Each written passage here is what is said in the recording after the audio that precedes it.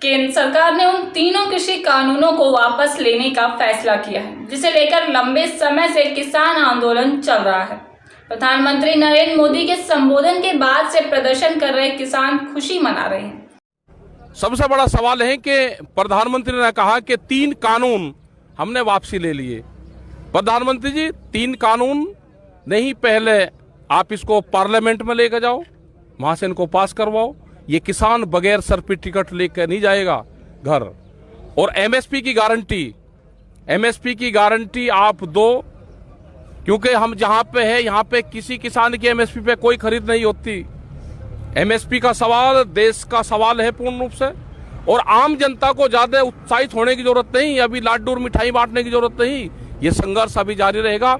हालांकि किसान नेता राकेश टिकैत ने तत्काल प्रतिक्रिया देते हुए कहा कि किसानों का आंदोलन तत्काल वापस नहीं होगा।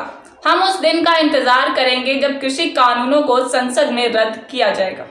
अब देखना है कि प्रदर्शन कर रहे किसान क्या फैसला लेते हैं। तो मोर्चे की 9 मेंबरी कमेटी की मीटिंग है जो सिंगू बॉर्डर पे है, जो हमारा हेड ऑफिस है, उसमें पूर्ण रूप से फाइनल डिसीजन वे लेंगे, पूर्ण रूप से फैसला वहां पे होगा। अभी कानून वापसी जब तक भारत सरकार पार्लियामेंट में नहीं लेकर आएगी, जब तक देश का किसान मानने वाला नहीं है, देश की महिलाएं मानने वाली नहीं है, देश का जो मजदूर है, आदिवासी है, वो मानने वाला नहीं है। तो इन सब का धन्यवाद है। जय हिंद, जय भारत। वहीं 3 विवादित कृषि कानूनों को वापस लेने के ऐलान को पीएम नरेंद्र मोदी का एक और मास्टर स्ट्रोक माना जा रहा है। जी हाँ, इस ऐलान के बाद सोशल मीडिया में रिएक्शन की बाढ़ आ गई है। कोई इस फैसले को चुनाव से जोड़कर देख रहा है, तो कोई इसे मोदी का मास्टर स्ट्रोक बता रहा है। मेरा ये मानना है कि 750 करीब मौत हो गई है। 750, आप समझते हैं 750 नंबर क्या होता है? इतने लोगों के मरने के बाद आज 1.5 साल कितना टाइम निकल गया है। उसके बाद आप एकदम से कहते हैं कि कृषि कानून का जो फैसला है वो हम वापस लेते हैं। आप ये बताइए, सैकड़ों लोगों की जो मौत हुई है उसमें जिम्मेदार कौन है? क्या केंद्र सरकार की राज्य सरकार? और अगर केंद्र सरकार जिम्मेदार है तो इन्होंने पहले क्यों नहीं कृषि कानूनों को रद्द किया? आज ये एकदम से जब पंजाब का इलेक्शन आता है, यूपी का इलेक्शन आता है, तो एकदम से इनको दिन और रात में दिमाग में आता है कि चलो इसको हटाया जाए। क्या ये बौद्धिक तर्क शक्ति जो है उनकी खत्म हो चुकी है? क्या गया है इसमें कोई राजनीतिक पैंतरा है? पूरी तरह से राजनीतिक फैसला है। नहीं, आप ये बताइए, इसमें राजनीतिक नहीं है तो क्या है? आप 1.5 साल हो रहा है, आप बंगाल इलेक्शन हार जाते हैं, उसके बाद आप एकदम से सोचते हैं कि अब कैसे निकाला जाए इलेक्शन, तो आप ये फैसला करते हैं कि चलो कृषि कानूनों को ही रद्द किया जाए। आज इतने लोगों की मौत हो चुकी है, दिल्ली तक कूच कर चुके हैं किसान, वहां इतने लोगों की गिरफ्तारी हुई। एक तरफ पंजाब सरकार जो है वो 2-2 लाख रुपए का मुआवजा देती है।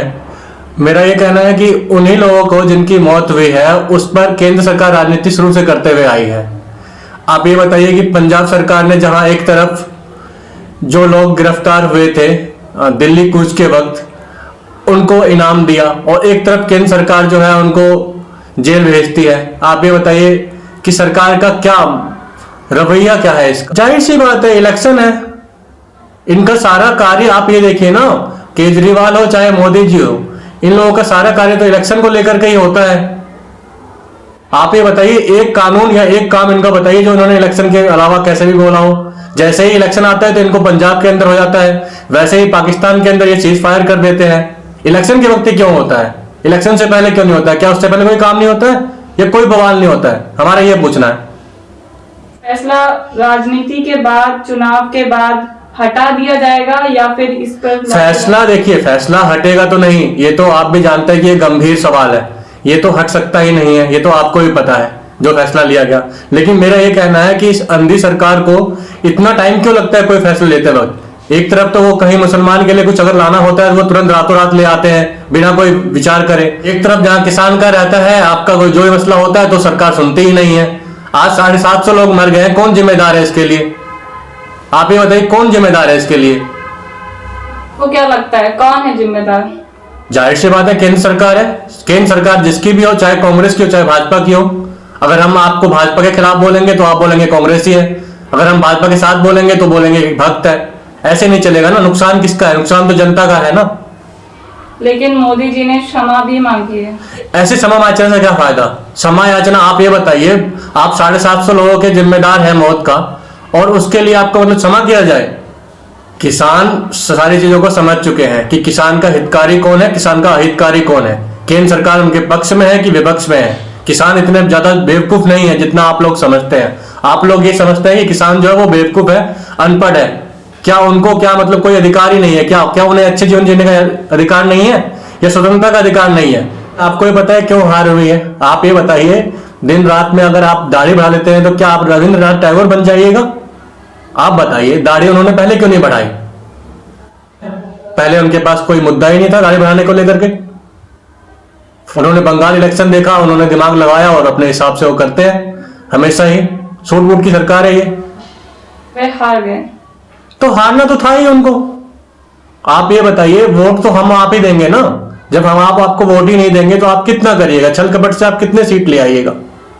तो आपको क्या लगता है कि किसान को लेकर जो उन्होंने पैंतरा खेला, इसके बाद यूपी और पंजाब के चुनाव का क्या फैसला होगा?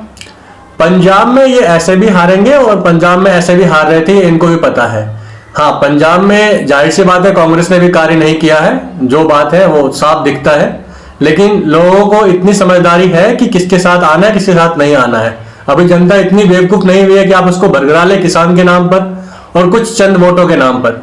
मैं ये नहीं कहता हूं कि पूरी तरह से गलत था कि सही था, मैं ये बोलने वाला कोई नहीं होता हूं।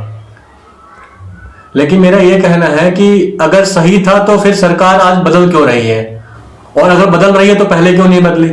आप ये बताइए, आप गुरु पूर्णिमा का नाम लेते हैं, आप एक तरह से कहीं ना कहीं भगवान से भी मजाक कर रहे हैं। आप क्या कहना है कि गुरु पूर्णिमा रातों रात नहीं हुआ, ठीक है, गुरु पूर्णिमा पिछली बार से भी था, तो आपको पिछली बार हटा देना चाहिए था। आपसे कौन नहीं गया है?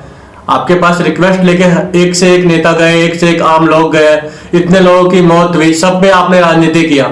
आज जब आप देख रहे हैं कि पंजाब इलेक्शन पास है, यूपी इलेक्शन पास है, हरियाणा के अंदर आपको वोट नहीं मिल रहा है, आपके जो कोर वोटर हैं वो आपका साथ नहीं दे रहे हैं, तो आज आप बोल रहे हैं कि नहीं जो है हम रिपील करते हैं इनको।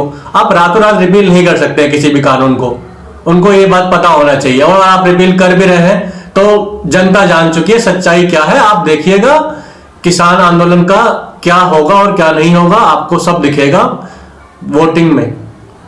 चुनाव में जाहिर सी बात है वोट जो है वो जनता देगी, तो जनता देखेगी कि क्या फैसला होगा। मैं कैसे बोल सकता हूं कि क्या फैसला होगा, लेकिन मुझे बस इतना पता है क्योंकि आपने मुझे कृषि कानून के अंतर्गत बात करने के लिए कहा, तो मैं आपको ये बताना चाहता हूं कि कृषि कानून को लेकर के सरकार की जितने भी रवैये रहे अभी तक के, इवन जो भी आपका जो रवैया अभी का रहा है कि हम रिपील करते हैं ये लोगों, ये सब इनका निरर्थक प्रयास है जिस पर कुछ भी इनको हासिल नहीं होगा। इन्होंने जो खोना था वो खो चुके हैं।